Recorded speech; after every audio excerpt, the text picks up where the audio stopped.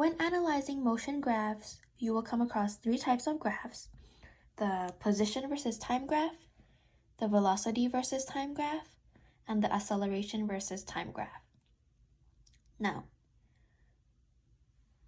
when working with the position versus time graph, let's say this is time, this is position.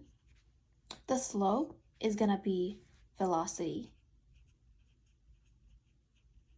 Okay, so velocity. If the line is linear like this one, you will have a constant velocity.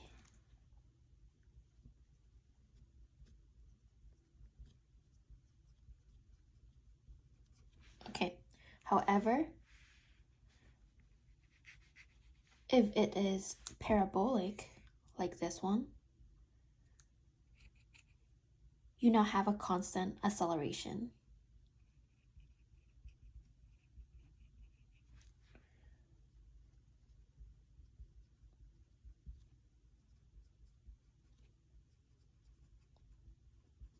And the area under the curve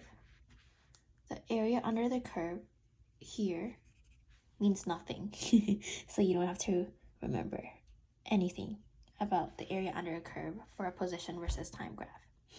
Okay, moving on. Let's say you now have a velocity versus time graph. This is time, this is velocity, okay? The slope, this is going to be acceleration.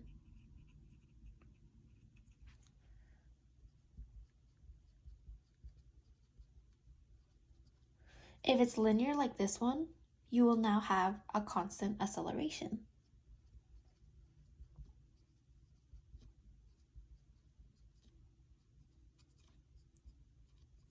However, if it's parabolic, you have jerk.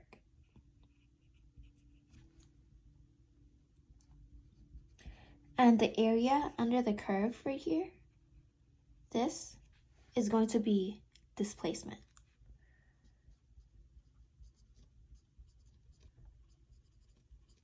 So when a word problem asks you, find the displacement of this graph, you are going to have to find the area of this graph.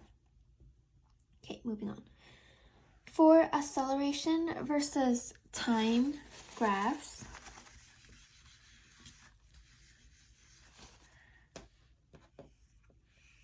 time acceleration, the slope is going to be jerk.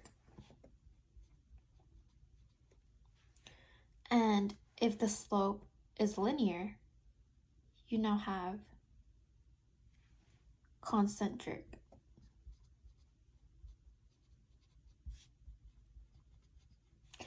The area under the curve here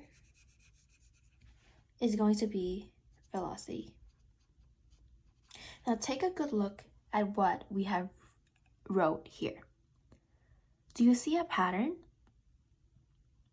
Because if you notice, the slope of each graph is the succeeding graph. For example, okay, position versus time graph. The slope is velocity.